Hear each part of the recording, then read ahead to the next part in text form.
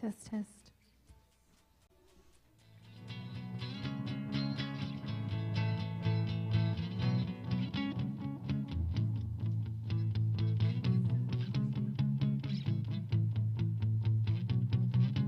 Good morning. How's everyone doing today?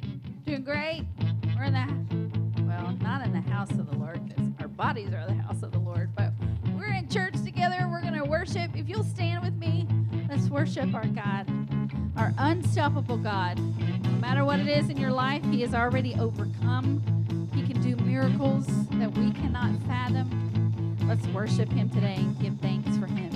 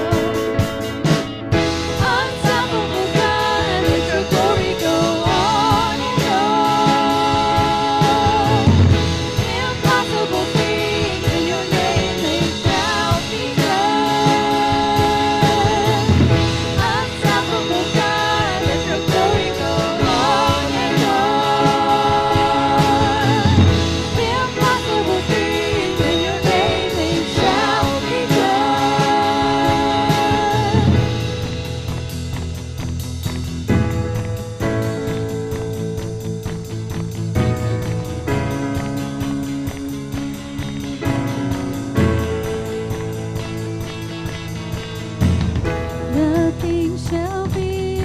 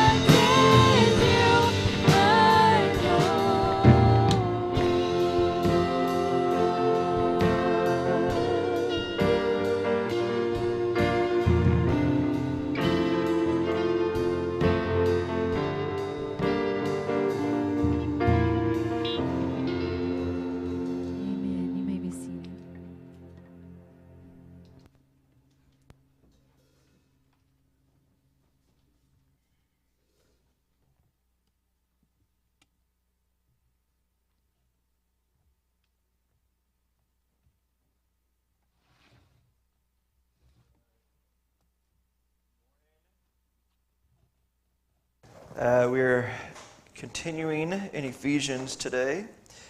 We're going to go to Ephesians 6. And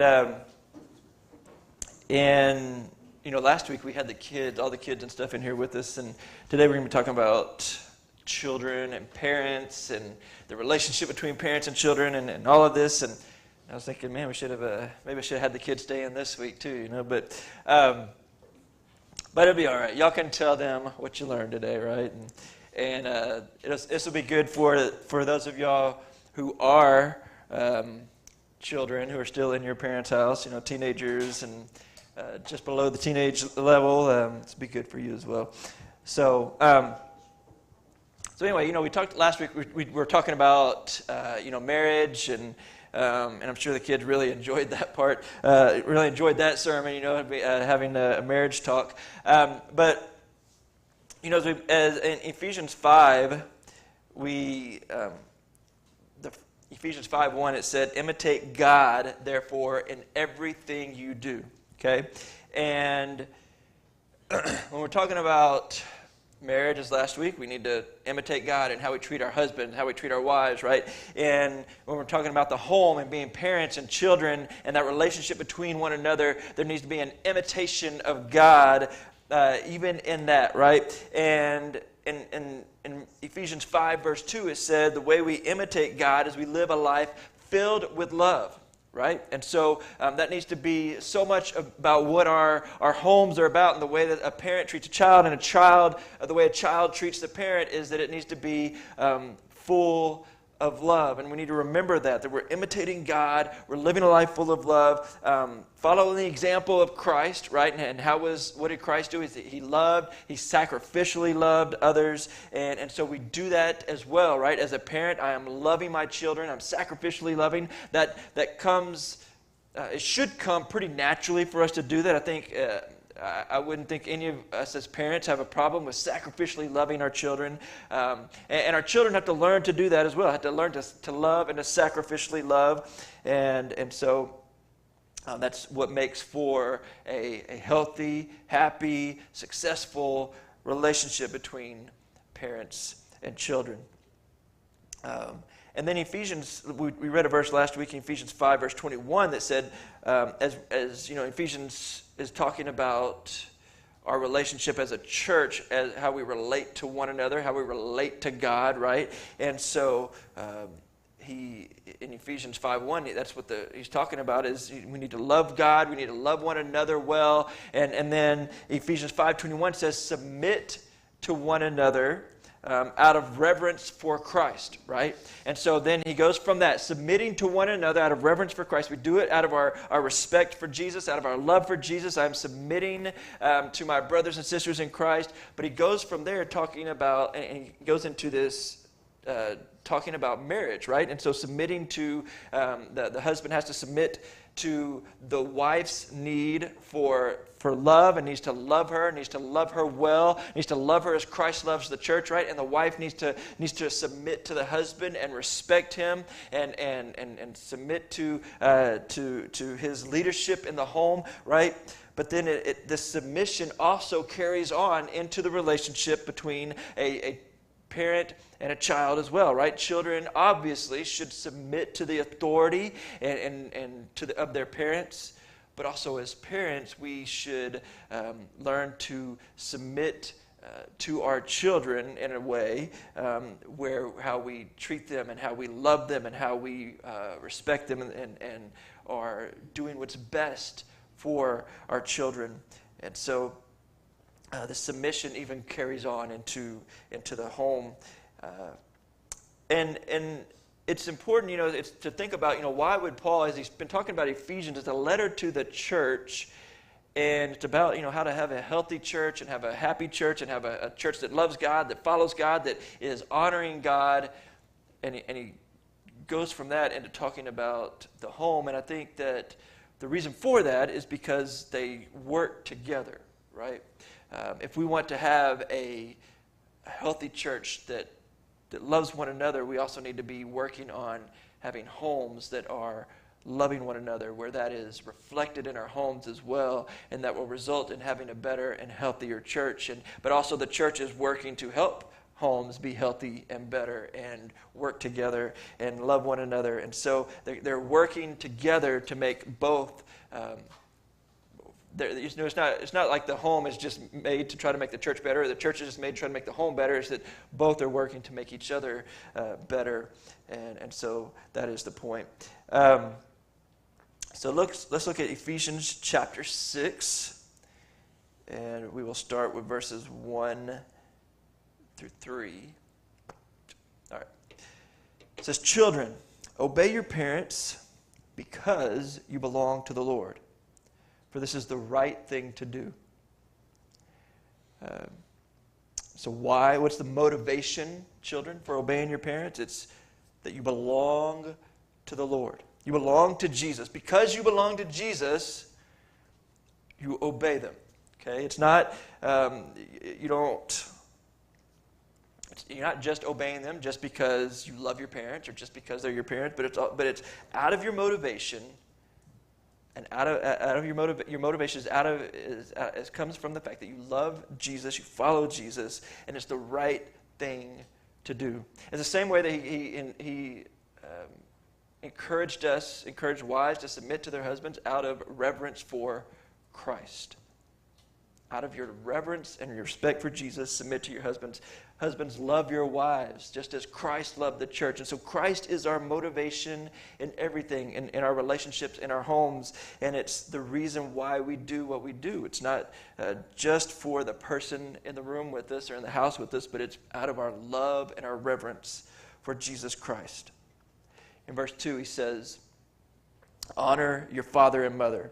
This is the first commandment with a promise." It says, "If you honor your father and mother, things will go well for you, and you will have a long life on the earth."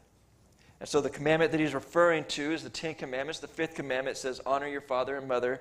And he quotes it right here. He says, "Honor your father and mother, and things will go well with you, and you have a long life on the earth." Right? So we have this promise that if you follow this commandment, this is the promise, right? So let's go back to verse 1.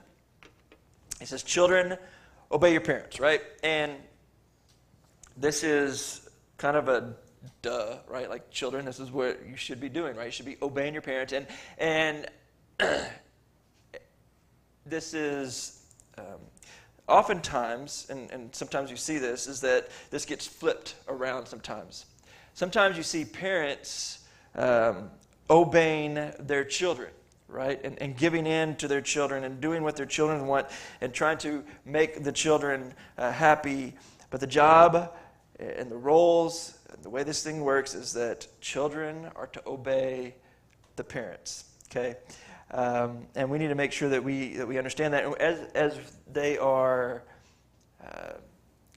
especially as they're younger, and just, learning to obey, and children don't naturally just, come out of the womb obedient, they don't, and then they learn to not be obedient. They come out naturally knowing how to disobey, right?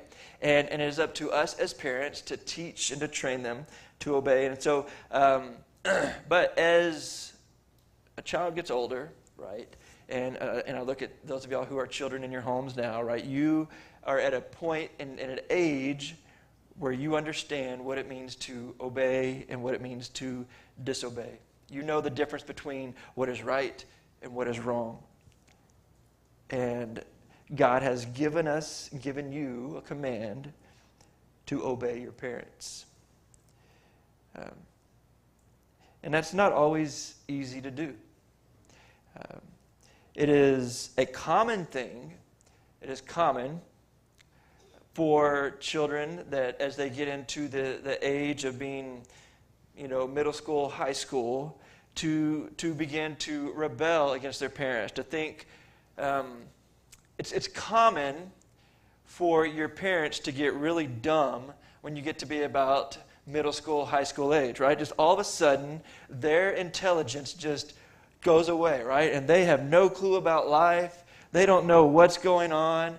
And it's just like, but it's not necessarily It doesn't have to be true, all right? It's a common thing for you to think that, but it's not true, all right? So you don't have to rebel against your parents. You don't have to think that everything they do is the worst thing in the world, that all their decisions are bad decisions.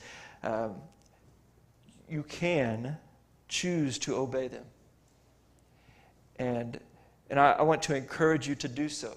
I want to encourage you to obey them out of your love for Jesus. You're going to have this desire to rebel. And you're going to have this desire to want to do opposite of what they've taught you to do. To try to figure out your own way and to be disrespectful to your parents. But I want to encourage you to obey them out of your reverence for Jesus.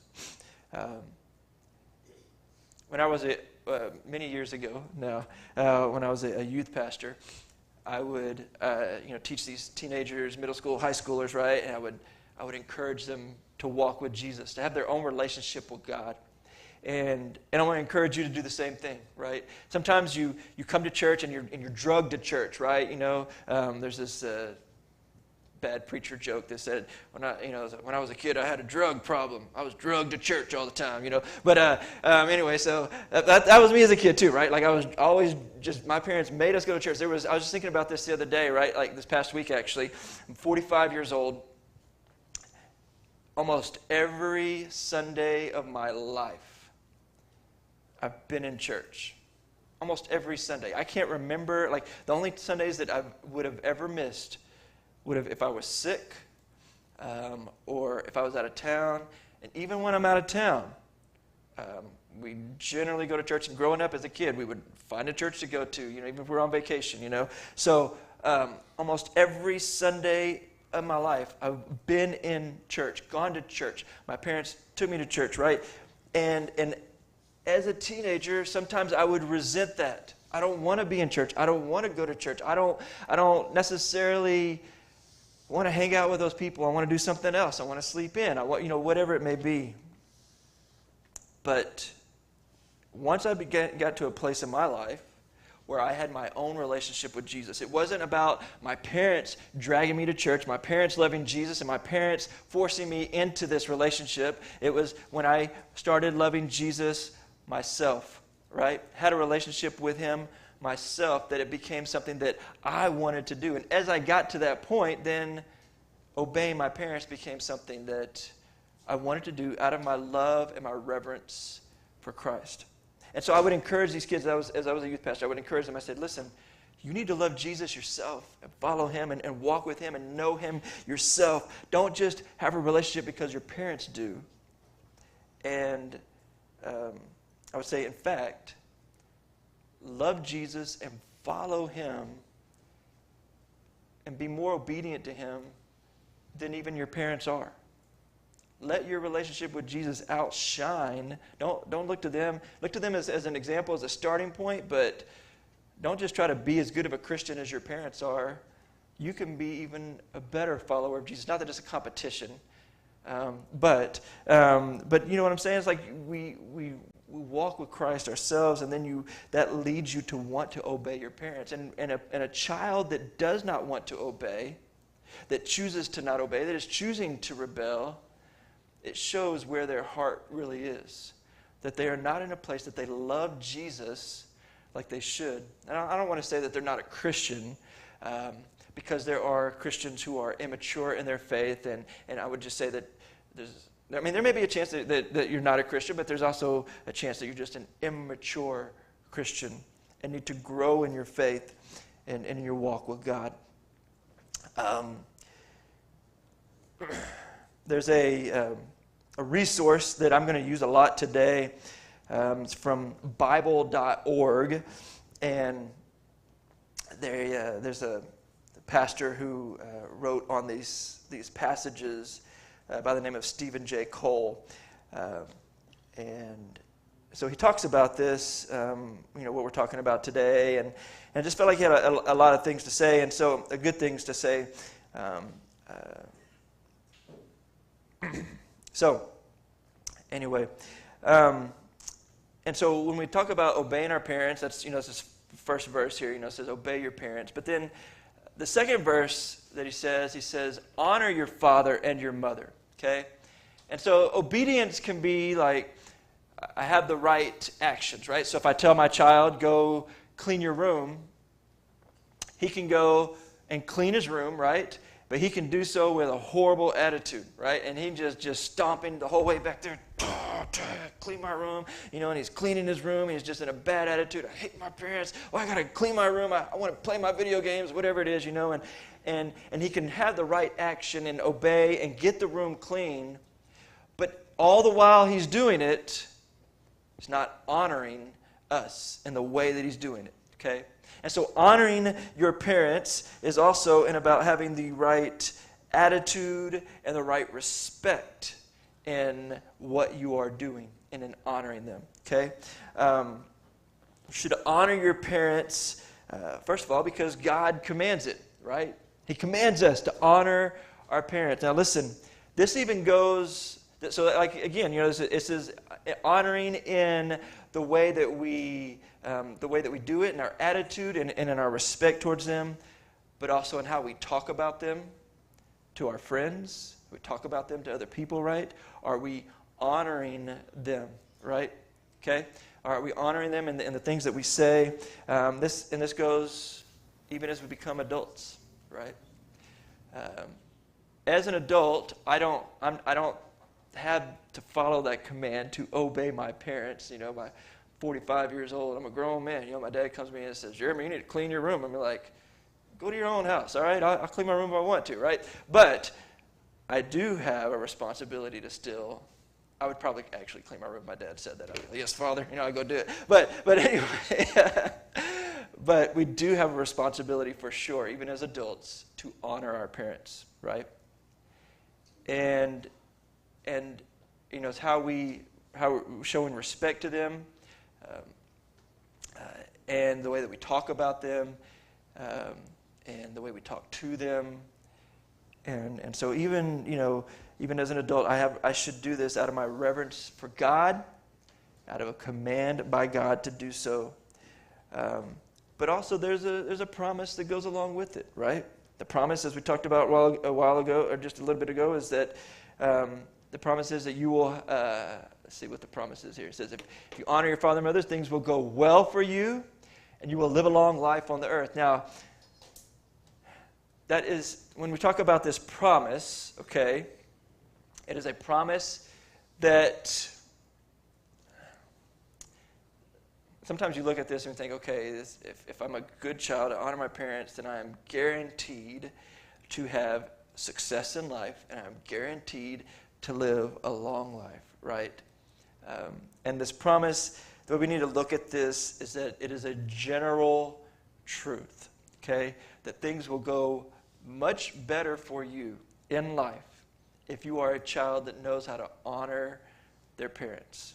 Okay, if you are a child that is obedient to your parents, all right? If you are a child that is rebellious and you rebel against your parents and what they tell you to do, most likely it's going to lead to decisions in life that you are going to pay for, right? That it's going to lead to maybe doing wrong things with financially, or maybe doing wrong things that go against the law, or maybe you don't do well in school because you're not honoring your parents, or whatever. And you make these bad decisions that you pay for later on in life because you chose not to honor and obey your parents when you were young.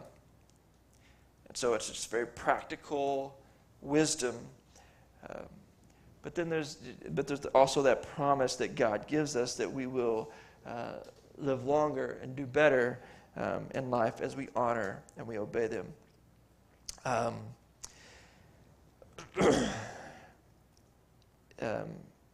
There's a point that this pastor says. He says, if you do not obey and honor your parents, you will obey and honor others that do not care about your well-being. We are all honoring and obeying something or someone, okay? So if you choose to not honor and obey your parents, you are making a choice to honor and obey something else, okay? And that could be your friends. That could be just yourself right? That could be a coach. It could be whatever it is, right? Somebody else that you are choosing to honor and obey. But you are honoring and obeying something in life, no matter what. You can't just say, I'm just free. I don't honor or obey anybody. You are honoring and obeying somebody. And so who cares more about you in this life than your parents do?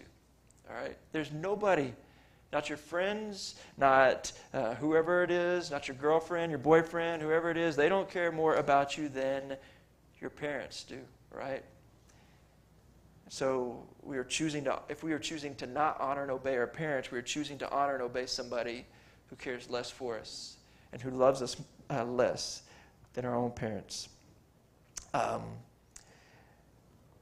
Now, what if you have parents that are difficult to honor and obey? What if they're not even believers? What if they're not even Christians, right? Sometimes our parents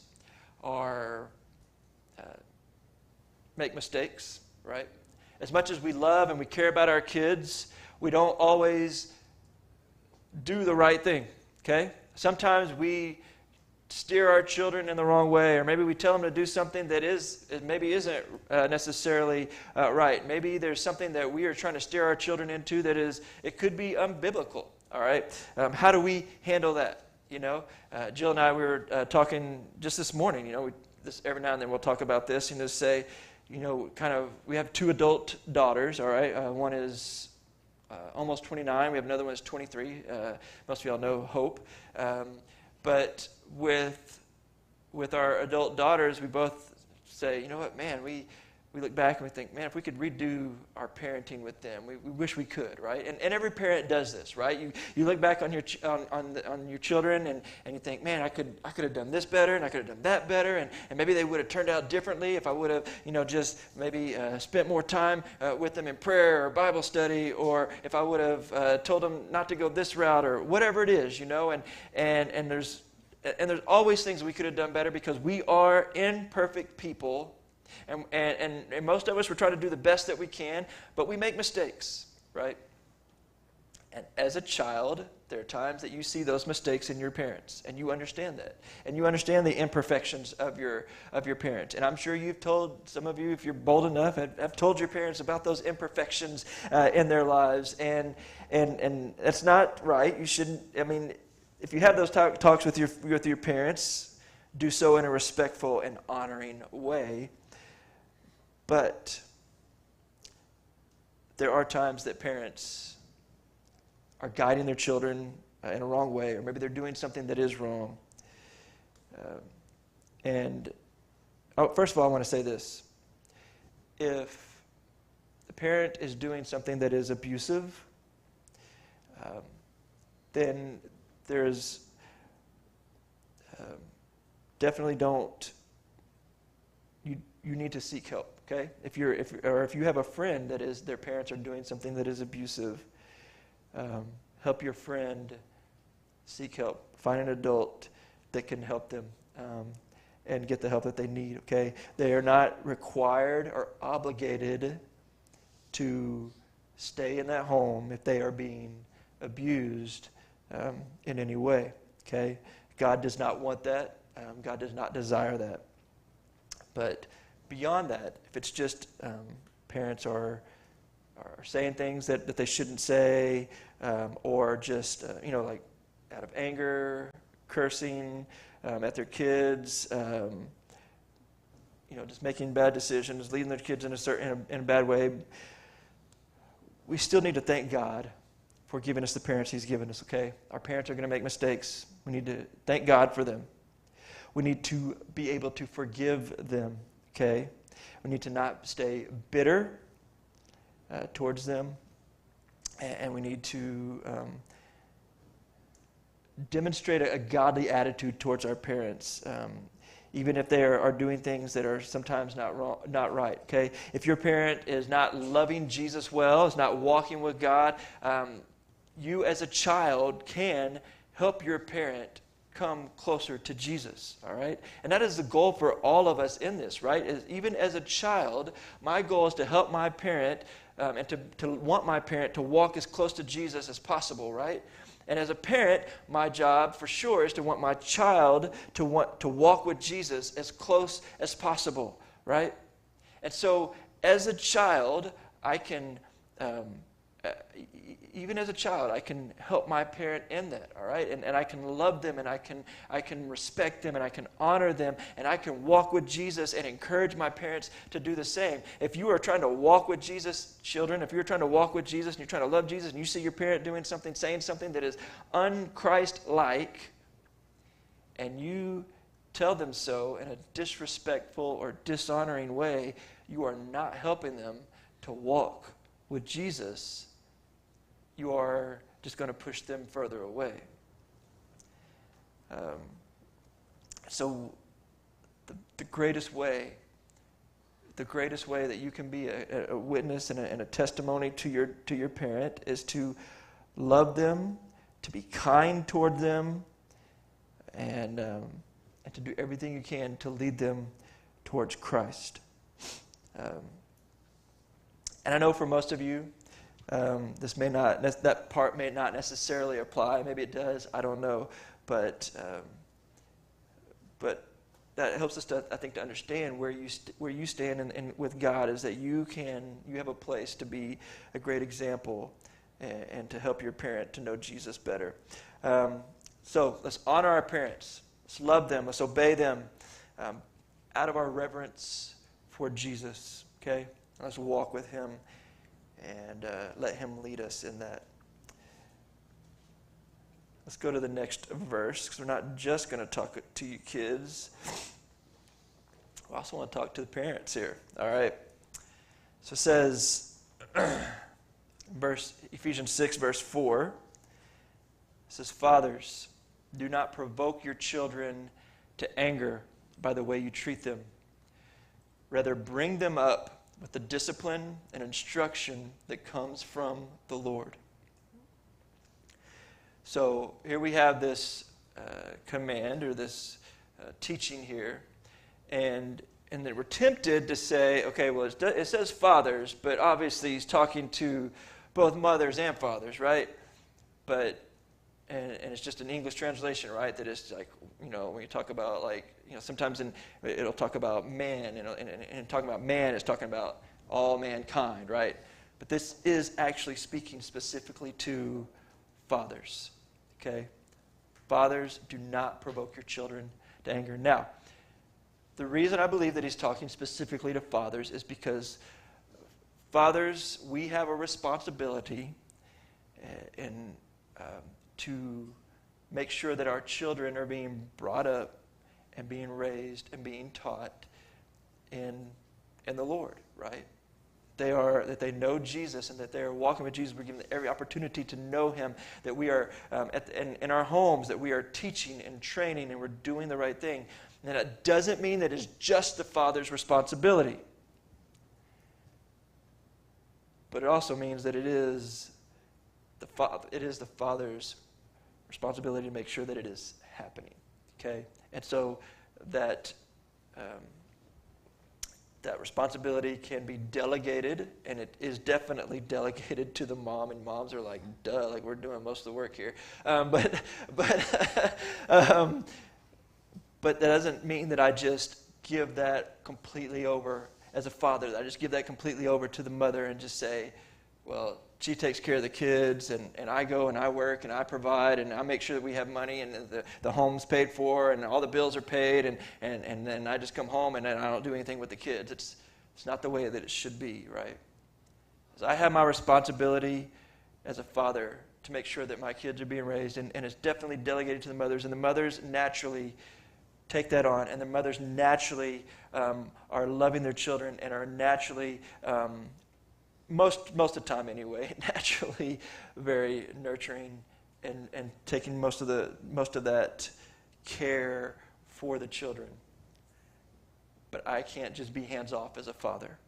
Okay? I need to step in and make sure that I am doing what I'm supposed to do. Now, in Paul's time, as he's writing this, Fathers had ultimate power in the home. Okay?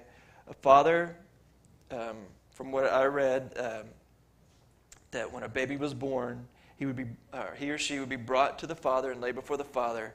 And if he picked up the child, it showed his acceptance of the child and that they would keep the child. If he did not pick up the child, it showed that he rejected the child, and the child would be cast out of the home, maybe given up for adoption, maybe left outside for exposure to just die, or something else done with the child, but it was not to be kept. A father, if his child, if he chose to, could kill his child, and nobody would question it. It was the father chose to do this, whatever. He's the ultimate authority. It's his child, it's his property. He can do what he wants. So, as Paul is writing this to this culture and to that time, it's kind of a groundbreaking thing to say, fathers, do not provoke your children to anger. A father who has that much authority, why would he care if his child is angry, right? Why would he care at all? Like, just do what I say to do and do it now, no questions asked, right? But obviously, that is not the way that we do things now. And we, as parents, have a great responsibility to make sure that our children are brought up in a way that they will love Jesus. Our goal, it says, don't provoke them to anger in the way that you treat them, but you want to bring them up in the discipline and instruction that comes from the Lord. Again, Jesus is our example here. He is the one who gives us the teaching. He is the one that shows us the discipline, and we want to pass that along to our children.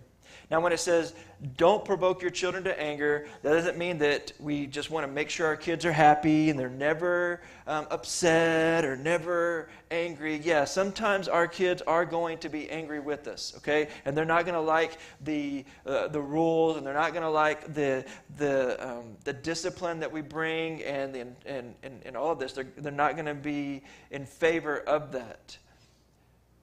But there are things that we can do and that we do as parents oftentimes that leaves a bitterness in our children, that leaves them to want to hold on to an anger because we are doing something that is wrong, okay? And so for them to be angry at us for us doing something the right way, in the right way, is one thing. But for them to be angry with us because we are not doing it the right way is another. Okay? And so we need to make sure that we are being a parent to them in the way that God is a parent to us. Again, we go back to Ephesians 5:1. Imitate God, therefore. Okay? We are imitating God in the way that we are parenting our children, in the way we are teaching them and training them and instructing them. Let's see here. In Exodus chapter 34, it says, the Lord passed in front of Moses, calling out, Yahweh, the Lord, the God of compassion and mercy. It says, I am slow to anger and filled with unfailing love and faithfulness. We see the type of father that God is, right? He is slow to anger. He is filled with unfailing love and faithfulness. The next verse says, I lavish unfailing love to 1,000 generations. I forgive iniquity. I forgive sin. I forgive rebellion. I forgive the faults of my children. He says, but I do not excuse the guilty. I lay the sins of the parents upon their children and grandchildren. The entire family is affected, even children in the third and fourth generations.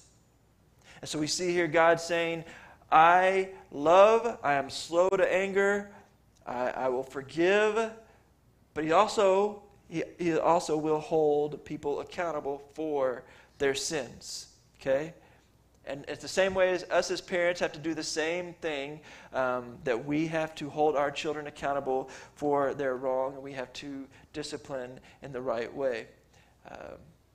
Psalm 103, well, here we go. It says, the Lord is like a father to his children, tender and compassionate to those who fear him. That is what we're looking for as parents, right? So let's go back to Ephesians 6. Fathers, should not provoke your children to anger. So let's, again, I'm going to use this Bible.org. And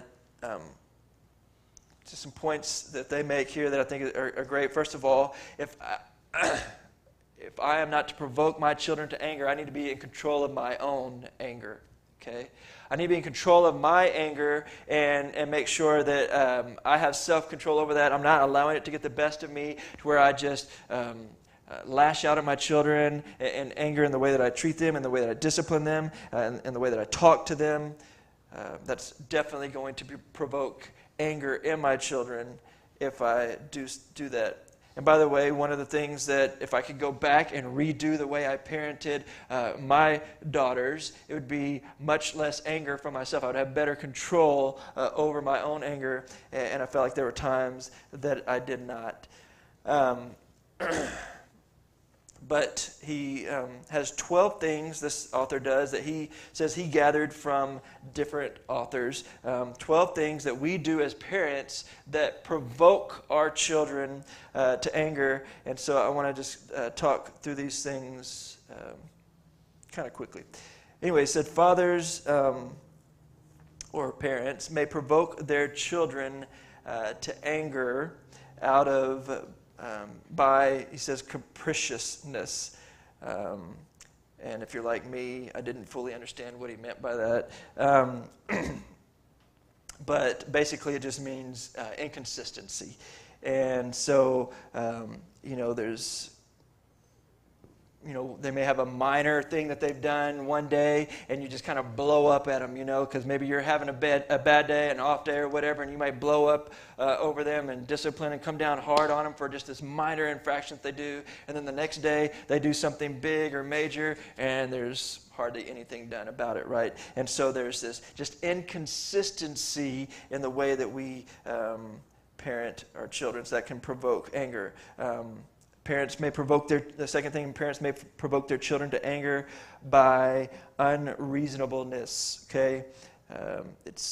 You're telling your child, I need you to do A, B, or C, and the child wants to reason with you and they want to talk about it, right? And you just have no desire to reason with them whatsoever, right?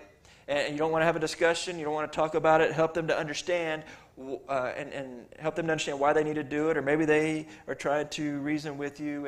And obviously, if they're being argumentative, if they're being dishonoring in the way that they're trying to reason, that needs to be shut down, right? And we need to say, hey, hang on, if we're going to talk about this, we're going to talk about this in a respectful way, right? But then ultimately, if a child wants to continue, if they're trying to just continue to try to get their way, there has to be, at some point, a parent does have to say, look, I've heard your arguments, I've heard what you had to say, but we're going to do this my way, and this is the way it's going to be, right? Ultimately, you have to come down and say that eventually, right? Now, sometimes a child will reason things out, and you're like, well, that does make sense, right? And there is some pride sometimes as a father where I want to say, well, he's only like 10 years old. Like, he can't seem like he's wiser than I am on this. So, my pride wants to kick in and be like, we're just going to do it my way anyway. But we have to be willing to reason with our children. And sometimes if we're just completely unreasonable, it provokes anger. Fathers or parents may provoke their children to anger by favoritism.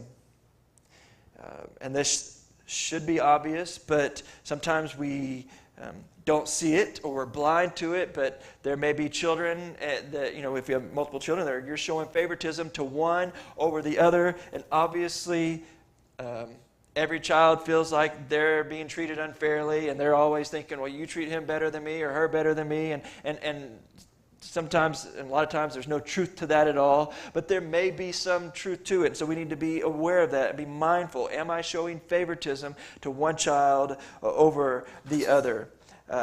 Another way that we may provoke our children to anger is by selfishness. Okay?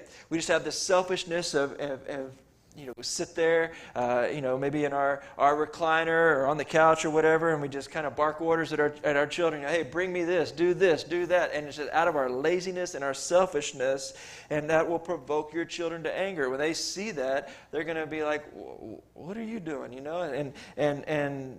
And so we need to be careful that we don't let that happen. But another way that we can be selfish with our children is we have maybe goals or desires for our children to be involved in things or to do something with their life that is just what we want for them.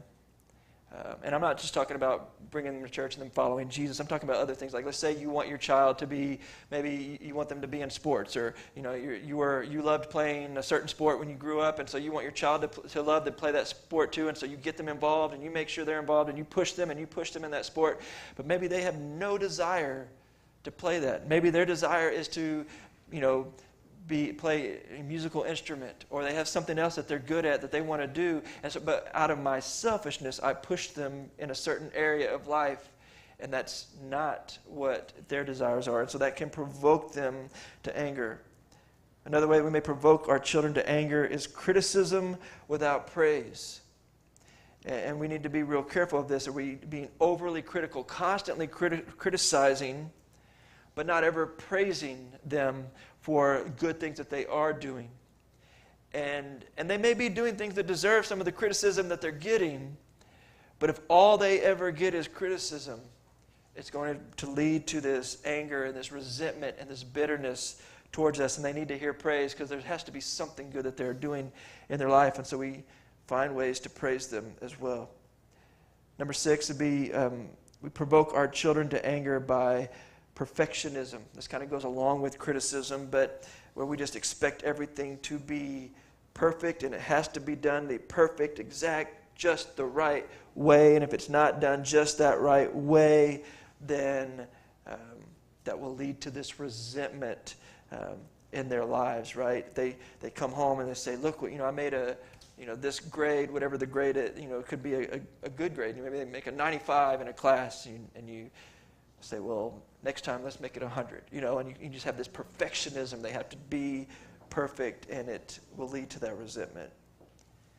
We provoke our children to anger by extremes of over and under discipline.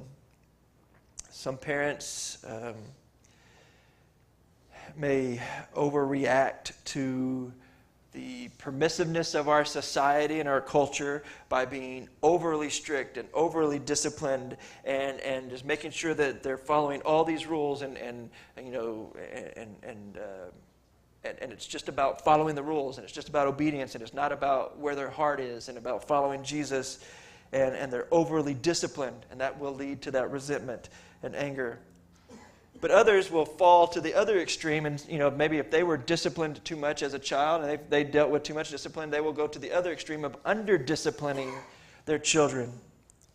And this under-disciplining will lead to an anger in a child when they get out into the real world and they start going to school or they start going to work, and all of a sudden they get mad and they get angry at their boss because the boss is coming down on them because they're not doing well in work, or they show up a few minutes late and they just expect it to be okay, right? And because of their under-discipline when they were children. And so they'll have this anger that they'll have towards other people in life who try to bring discipline on them. And so if we don't, I've heard somebody say this one time, if you don't discipline your children in this small world of your home, then they will be disciplined in the great big world, and it will be much more difficult for them in life. And so we have to train them and prepare them for the world that they will be facing. We can provoke our children to anger by insensitivity to a child's problems. A child brings a problem to us and we just belittle them, or we say, oh, it's nothing, it's not a big deal. We won't listen to them. We won't let them tell us about their frustrations, their struggles that they're going through, and we just dismiss it. We're not insensitive to it, and it leads to an anger and a bitterness towards us. Another way that we can provoke our children to anger is not being available. Our children want to spend time with us, and we need to make sure that we are available to them as much as possible. Obviously, there's things that go on in life, but if we are letting everything else in this world get in the way of spending time with our children and not being available for them, it will lead to a rebelliousness. It will lead to an anger. It will lead to a bitterness in their lives. When our oldest daughter was younger, and again, going back to the youth ministry thing, I was all in with the ministry and with doing youth ministry and all in for those kids and the middle school and high schoolers and doing everything I could to spend time with them, because my thought was they need Jesus. They need somebody who loves them. Some of them had parents that weren't going to church, and so I was like, I got to spend time with them, and I would do that and sacrifice time with my own children, with my wife, and eventually I saw where I was making a mistake in that. It was wrong for me to do that. Just kind of I'll try to make it a quick story anyway. My brother came to visit one time, and he was playing with my oldest daughter, and they were kind of just wrestling around or whatever, and he said, your dad play with you like this, like to wrestle around? And she said, well, he used to, but he's at the church all the time now. And I don't know if my brother told me that or if he told my wife that, and then she told me, but either way, I found out that she'd said that, and it just kind of broke me, and I was like, oh, man, I'm messing up here, right? And I realized I need to spend more time at home, right? And obviously what I was doing was important. The ministry was important, but I needed to balance it better, right? And I needed to choose better to make sure that I was spending time with my kids. So we need to be available for our children, especially when they are younger and they want to spend time with us, because there's going to come a time when they don't want to spend time with us, and you're going to want that, and you're going to desire that, and you're like, I wish they were there, right? And it's just such a short period of time that we have them, such a short period of time. And so if we have to make sacrifices with work hours or financially or whatever it is so that we can be available for our children while they're there, when we have them, we need to do so.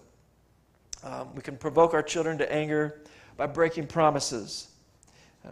And there's times, obviously, we can't help that. Our children, we make promises to our children, and, things just out of our control will come up, and we need to do our best to not let that happen. And sometimes it will, and we can do our best to explain to them. But for the most part, we need to do the best we can. When we tell our child we're going to do something, it's going to be done, that we hold to that, all right?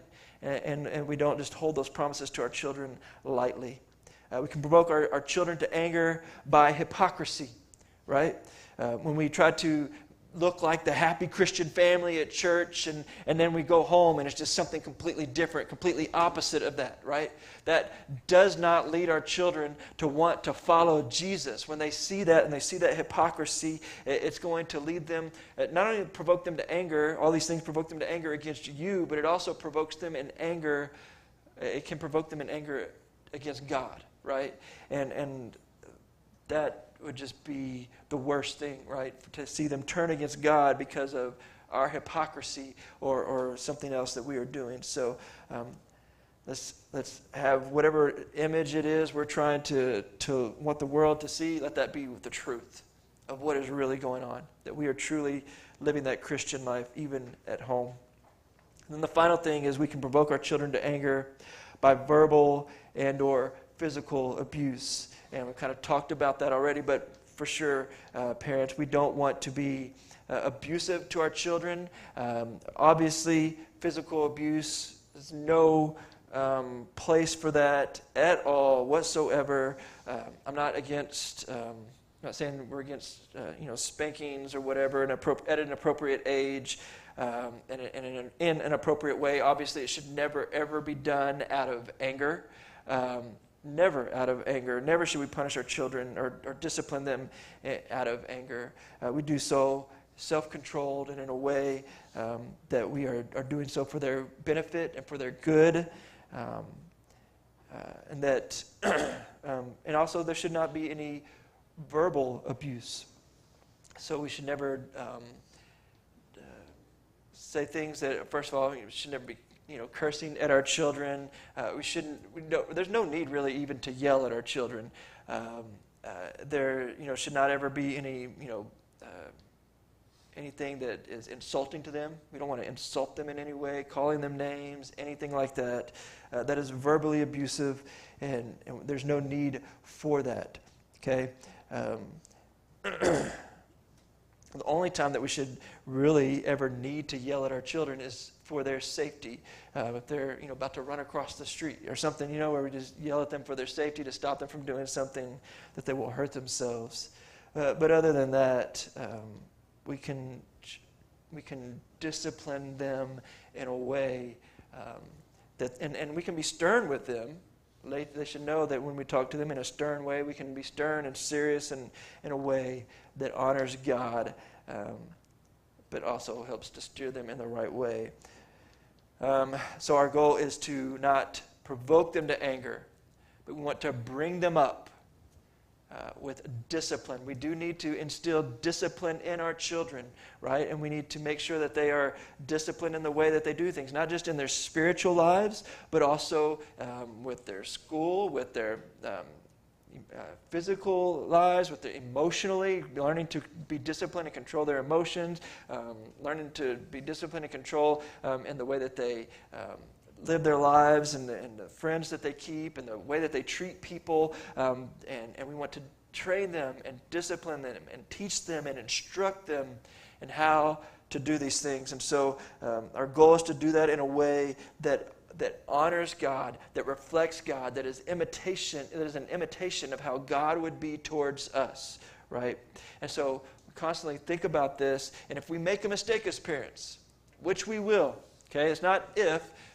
When we make a mistake as a parent, it is okay, and not only just okay, it should be a requirement. It should be something that we say we must do, is go to and apologize to our children. It's okay to do that, right? To say, look, I shouldn't have talked to you the way I did. I shouldn't have said this. I shouldn't have done this, and I'm sorry, all right? And ask for their forgiveness, and there's nothing wrong with that whatsoever, and it'll go a long way in helping your children to respect you and to have a greater love for you and a greater love for Jesus as well. So anyway, let's work on that. Let's work on loving one another as children, loving and obeying your parents, honoring them. Parents, loving your children, disciplining them in the Lord, instructing them in the Lord, and in the right way, nurturing them to follow Him and to walk with Jesus. Let's pray. God, we thank you so much for the instructions that you give us, for the direction you give us, for the teaching that you give us. I pray that you will help us to walk with you in our homes, Lord, and I pray that our homes will be a place where you are honored. I pray that there will be a place where, as parents, we can love our children and teach them and train them in a way that brings glory to you. God, I pray that it'll be a place where children will obey you and honor you, and show that out by obeying and honoring their parents. And God, we pray that you'll just help us to be faithful to you in this. Pray that you'll continue to bless the families in our church. Help us to be a godly example to those around us. And we pray all this in Jesus' name. Amen.